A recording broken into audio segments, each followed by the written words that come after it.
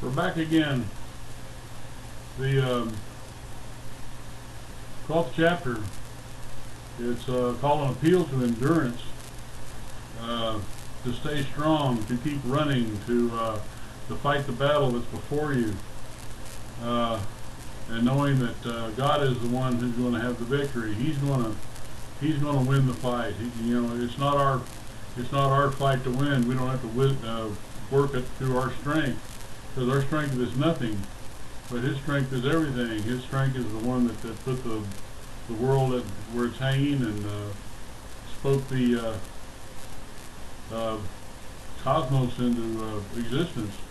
It says, "Wherefore, seeing we're compassed about with so great a cloud of witnesses," and also the aforementioned people in chapter 11, all those witnesses, it's like he's writing as if they're all sitting around in a great big circle looking at us. Actually, what's going on, well, a lot of people believe that they actually are because of this. Now, I don't know if people in heaven can see what we're doing. If they did, a lot of them probably wouldn't want to look at it much, because they have concerns of their own. In heaven, they're concerned with growing, concerned with being with the Lord. But their witness is the thing, the evidence that they presented to us. That is our witness.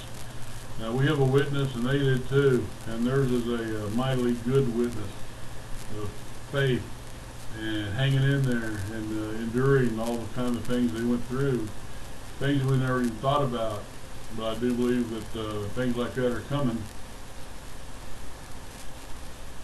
Let us lay aside every weight and the sin which doth so easily beset us, and let us run with patience the race that is set before us. Let's ditch all the stuff that's getting in the way. Those pet sins, those sins that are entertaining, those sins that that we have sins that we pet and love, and but those things that get in the way. We have things that are not sins, like property, cars, nifty houses, and all these things like that. We're not going to be able to take them with us, no matter. You'll never take them with you. All this stuff will be left behind. So kind of unattach yourself to all those things and let them slide where they're supposed to, and let God put things in order. And let us run with patience the race that is set before us. The race in the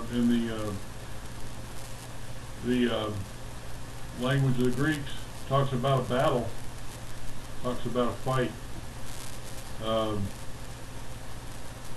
So we have to fight the battle daily.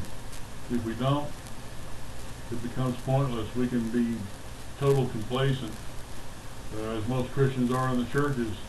They just don't want anything to do with anything. They come in there and warm a pew and do nothing, and go home feeling good that they heard a good sermon, or maybe. Looking unto Jesus, the author and finisher of our faith. Where did faith come from? Jesus Christ, who brought it to us. He's going to finish our faith all the way to the end of our race on this earth. He's always going to be there. For Him endured the cross, despising the shame. He was not happy about being on the cross. He was happy about the results, but about being on the cross, it was a shameful deal to Him. Let me show you some things. Shame is a significant trial. Jesus bore a shameful accusation, blasphemy. Jesus bore a shameful mocking. Jesus bore a shameful beating. Jesus wore a shameful crown. Jesus wore a shameful robe. Jesus bore shameful mocking even as He prayed on the cross. If you're really the Christ come down,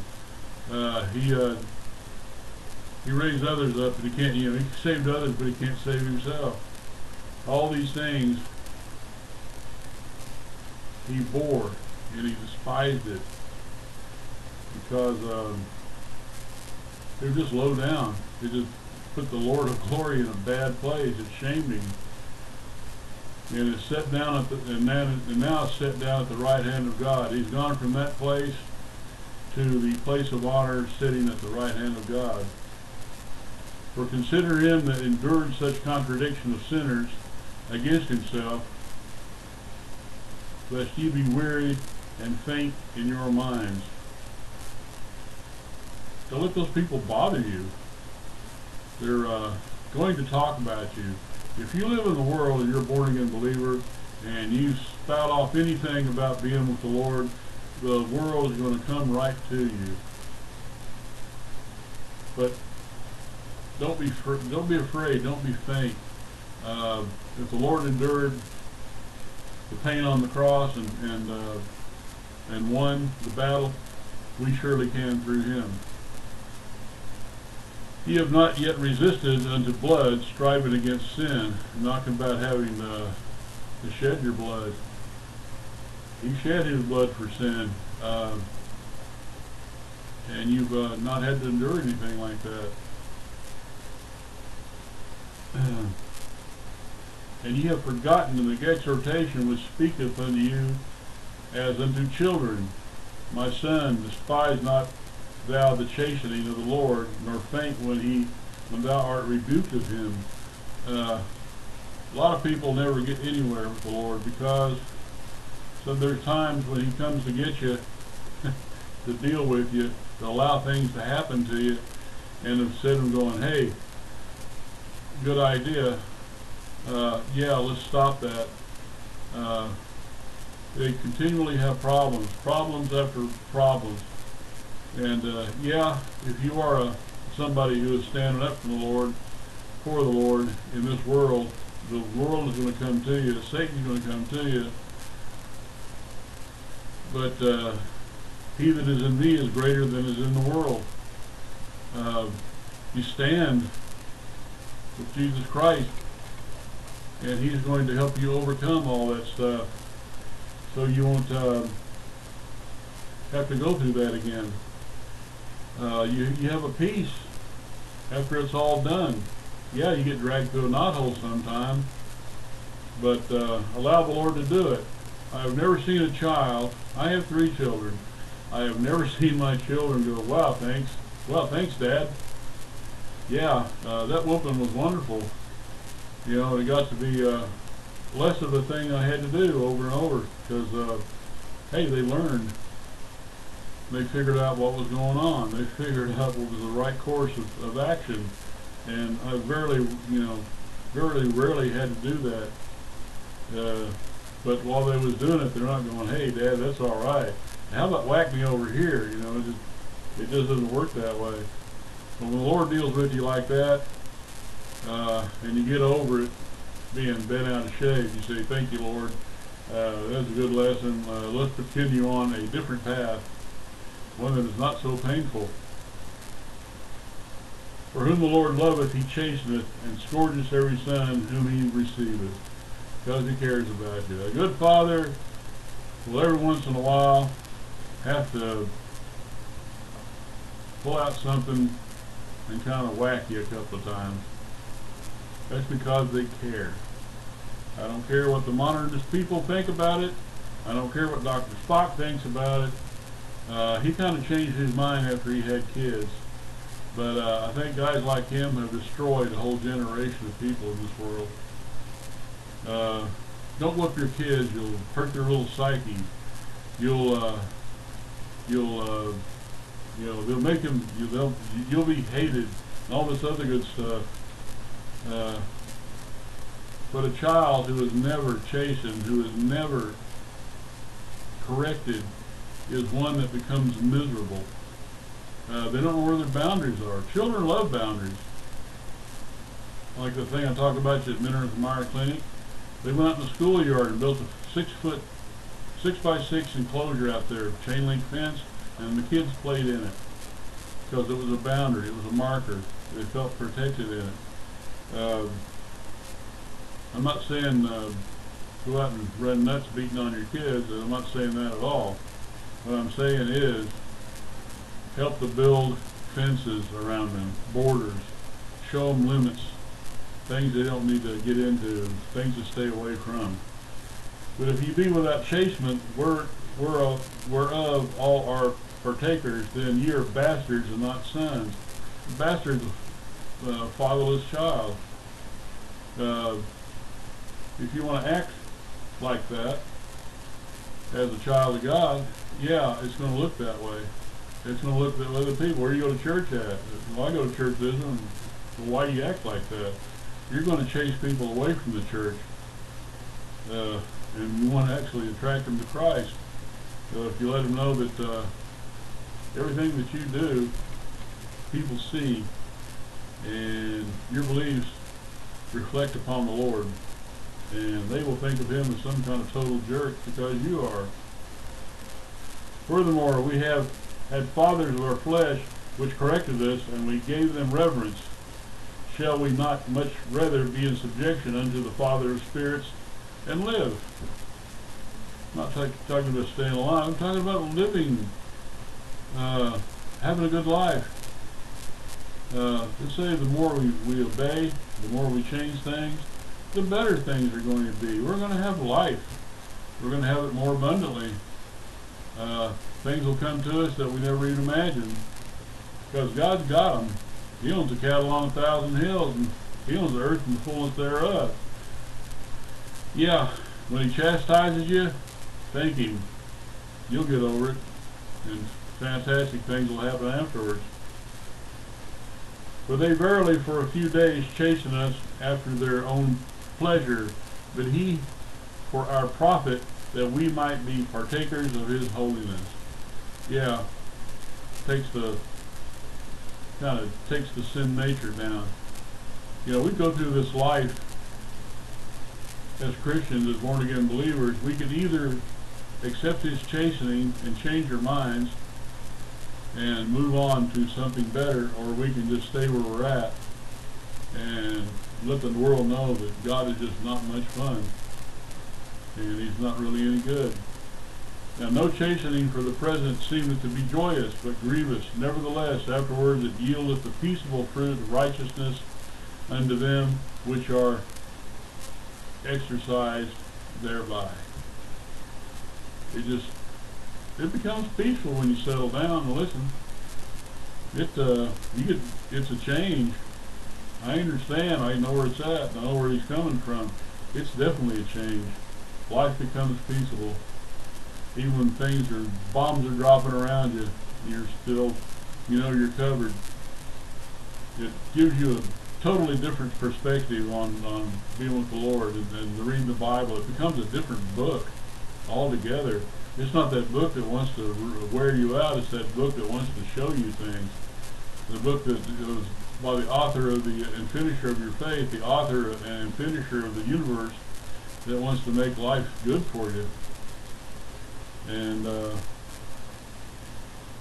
it's good to follow. It's good to listen. Wherefore lift up the hands which hang down, and the feeble knees, and make straight paths for your feet, lest, and that's in danger, that which is lame be turned out of the way, and let it rather be healed. In other words, get up on your hind legs and go. Let him strengthen what you have, because he will. You seek his strength and he'll give it to you. Seek his wisdom, he'll give it to you. You want knowledge? He's got it. After all, he thought the universe up. I think he can figure out your problem. Follow peace with all men and holiness, without which no man shall see the Lord. Live in peace with men. Do the best you can. There are a lot of people that know you're a Christian. They will not want to be in peace with you at all. But if you present that to them, a lot of times that effect on them, and they won't want to beat you up so much. And people can see God. They'll see that witness in you. They'll see God. They'll see God in you. That's one of the things that Jesus was talking about in Matthew 5:8. Blessed are the meek, for they shall see God. Hey, following this, you start to see the attributes of God in you. You see the changes. You see the things that are God-like. I'm not talking about you running out and bringing up a universe or anything like that, but the Christ-likeness. grows, and you get to see that, and it's pretty cool. I had a hard time in the past of telling somebody I love them, you know, especially a stranger, especially someone into real heavy promiscuity. But I can do that, and it feels really good.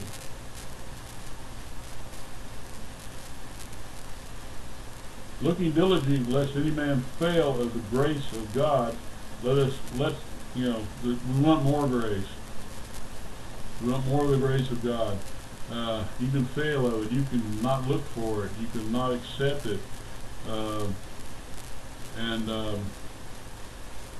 He wants to offer His grace. Everything He gives you, He gives through grace. He wants you to have it when you're ready to receive it. Lest the root of bitterness springing up trouble you, and therefore many be defiled. The root of bitterness is a thing where if you have trouble, like in the church or in your home or anything else, if there's something that has never been resolved, it's like planting a seed of bitterness. It grows up, and that root worms through everything. It's like that church I told you up in Tennessee where people broke it up because of over a dispute whether Adam had a belly button. It wasn't the fact that Adam did or didn't have a belly button. It's that root of bitterness had grown up through that church and divided people. And color of toilet paper, the angle of the pew, things like that will cause a split simply because bitterness has grown up in that church and nobody decided to deal with it. Where am I? Okay. Therefore many be defiled, lest there be any fornicator or profane person as Esau, who for one morsel of meat sold his birthright. For you know that afterward, when he would have inherited the blessing, he was rejected, for he found no place of repentance, though he sought it carefully with tears, because he despised his inheritance. He was a profane person. Yeah, he was a man of the woods. His father really respected him more because he was a real he-man type. But he had an inheritance he could have had, but he despised it. He sold it for a bowl full of lentil soup. It meant that much to him, which is basically nothing at all. For you know how that, for ye are not come unto the mount that might be touched, and that burned with fire, nor unto blackness, and darkness, and tempest, and the sound of the trumpet, and the voice of the words, which voice they that heard entreated that the word should not be spoken to them any more. For they could not endure that which was commanded. And if so much as a beast touch the mountain, it shall be stoned, and the thrust through with a dart. And so terrible was the sight that Moses said, I exceedingly fear and quake. What are you talking about? He's talking about the children of Israel when they approached the mountain. Let me get down there and show you some things.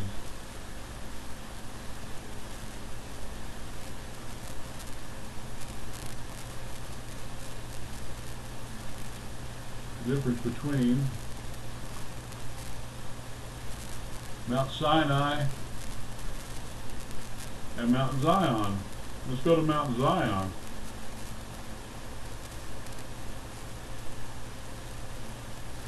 But ye are coming to Mount Zion, and unto the city of the living God, the heavenly Jerusalem, and to innumerable company of angels, to the general assembly of the church of the firstborn, which are written in heaven, and to God, the judge of all, and to the spirits of just men made perfect. Here's the difference between Mount Sinai. Mount Sinai was marked with fear and terror. Mount Zion is a place of love and forgiveness. Mount Sinai is in the desert. Mount Zion is the city of the living God. Mount Sinai spoke of earthly things. Mount Zion speaks of heavenly things. At Mount Sinai, only Moses was allowed to draw near to God. And Mount Zion, an innumerable company, a general assembly, is invited to draw near. Mount Sinai was characterized by guilty men in fear. Mount Zion features just men made perfect. Mount Sinai, Moses was the mediator. At Mount Zion, Jesus is the mediator. Mount Zion brings an old covenant which was ratified by the blood of animals. Mount Zion brings a new covenant which is ratified by the blood of God's precious Son. Mount Sinai was all about exclusion, keeping people away from the mountain. Mount Zion is all about invitation. Mount Sinai is all about the law. Mount Zion is all about the grace, all about grace. Now that's quite a difference. Take your pick. You haven't approached that. You don't have to approach that anymore. You don't have to have that fear. You have God's grace. You have that beauty.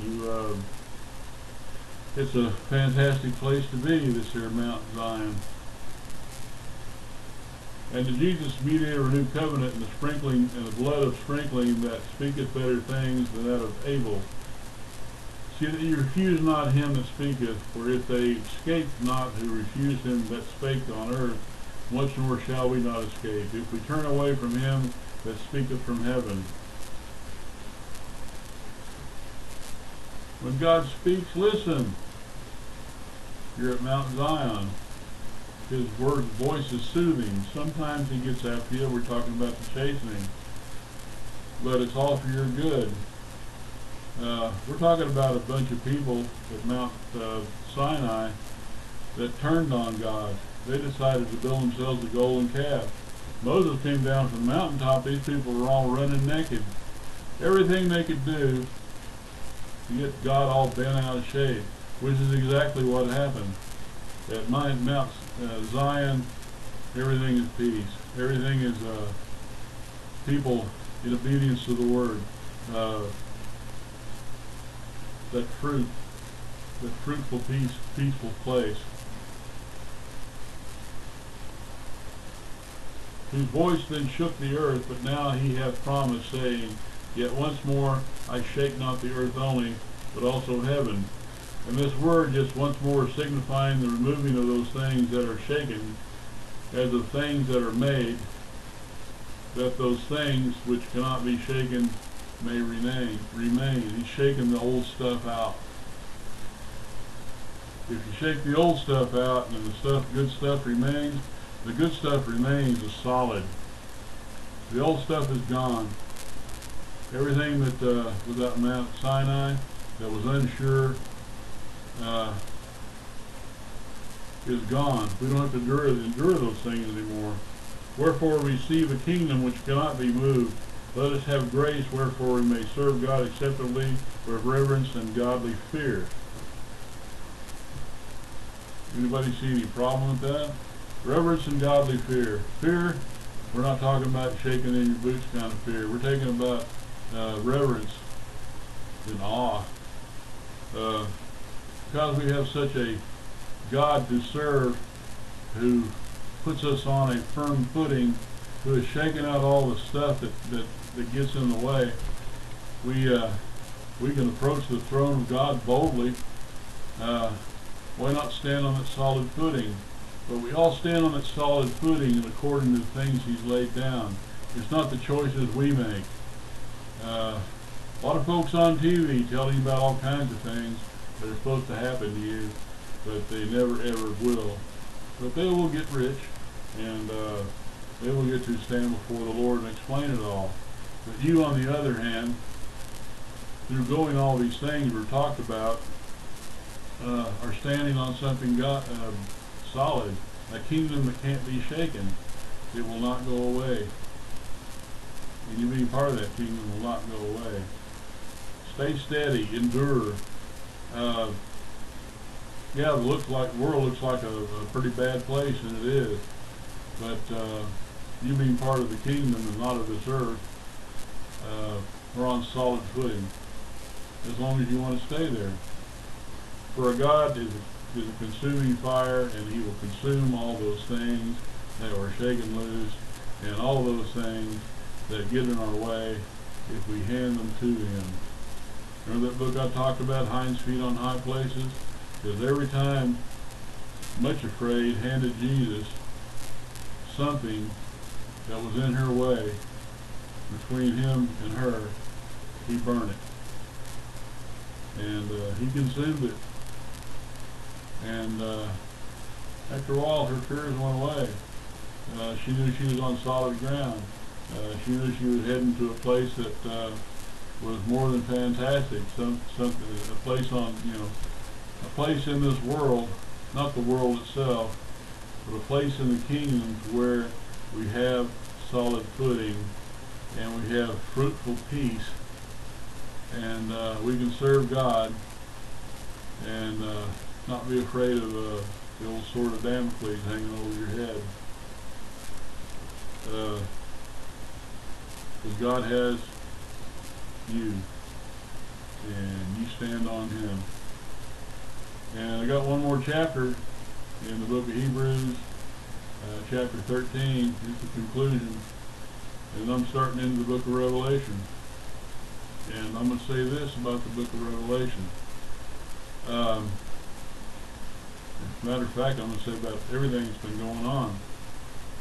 I've been talking to the Lord about why am I doing this, and He let me know I needed to do it, so I started doing it.